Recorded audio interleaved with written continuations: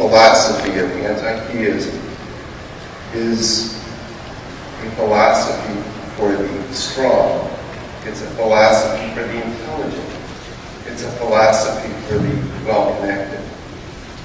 And my experience of Christianity is that Christianity, I do believe it's true. I understand a lot of these arguments that have been put forward here.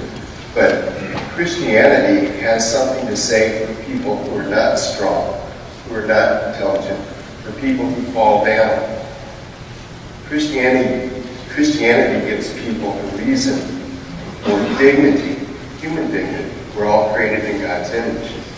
It gives us a reason for dignity because Jesus took on our suffering and our frailties and our sin.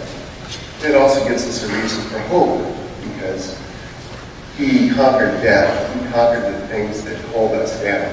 And I know that as a believer that at some point in the future, I will receive a resurrection body. And these limitations that I've had to deal with, God has, will one day be taken away from me.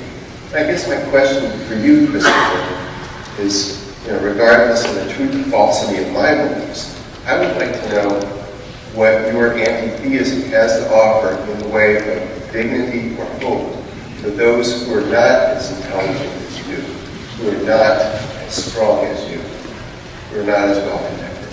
What hope will you and your philosophy give to people like me and people who are much worse off than I am? Very well, thank you for the question, and if I may say so, for the way in which you asked it. But before I go to it, I can't resist Doug's lamb challenge, which is possible. Because the lamb challenge isn't, in a way, one way one could describe your own challenge to me. Do you remember the movie Quo Vadis? Well, you know what I'm talking about. The end of the Roman Empire, the persecution of the Christians, the throwing of the believers to the wild beasts in the Colosseum. Family in London takes their little boy to this very exciting movie. He's been begging to see it for a long time.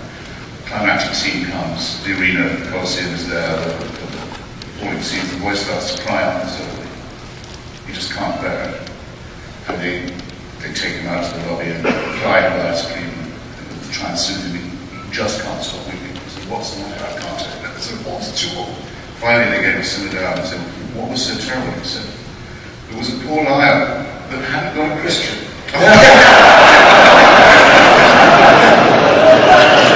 You accuse me, sir, being on the lion's side. I have no idea how well connected and wealthy and strong I look. I will take, if I may, you'll have to take two forms. First, I don't think that it's true, though it's widely claimed to be true, that Christianity is particularly a religion of the weak, the downtrodden, the lost, the abject, those who have been perhaps dealt a bad hand by life in the first place. What does it mean to believe that there is a divinely synchronizing Father who, not just that there is a Creator, in other words, not a deist belief, there must be a first cause, but a theist belief, that someone who knows and watches and cares. What does it mean to believe that?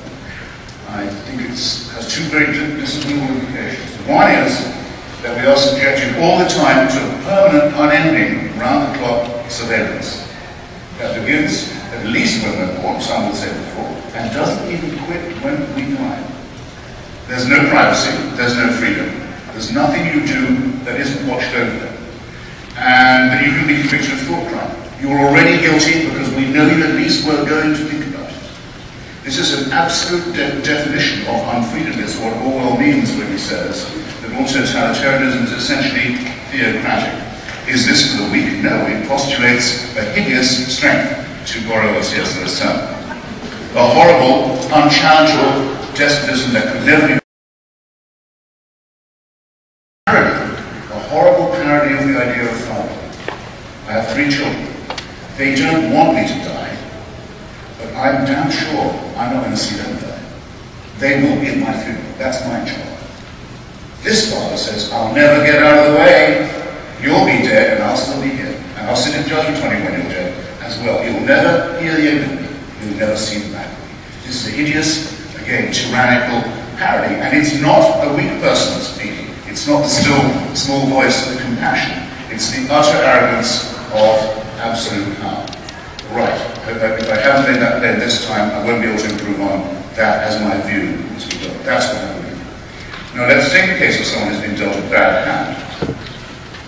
What about Fräulein Freistein in Austria, whose father, unwilling to get out of the way, kept her in a dungeon where she didn't see daylight for 24 years, and came down most nights to rape the sodomers, often in front of the children who were the victims of the previous tax offences. And it's only purely by accident that Herr Freiser is now in custody. And it's a shame that he's 76, because his life in prison isn't going to feel enough like that to him. I want you to just take a moment, since we're so interested in the downtrodden and the helpless. Imagine how she must have begged him. Imagine how she must have pleaded. Imagine for how long. Imagine how she must have prayed every day, how she must have beseeched him. Imagine for 24 years and no answer. Nothing. Imagine how those children must have felt. Imagine what they felt when they saw one of their number, the dead twin, being born away from neglect on top of everything else. Now, you say that's all right that she went through that, because she'll get a better deal in another life. I have to ask you if you can be morally or ethically serious and postulate such a question. No, that had to happen. And Heaven did watch it with indifference, because it knows that that's all later on resettled. So it was well worth her going through it. She'll have a better time next time. I don't see how you can look anyone in the face, or live with yourself, and say anything so hideously, wickedly immoral as that, or even implied. There.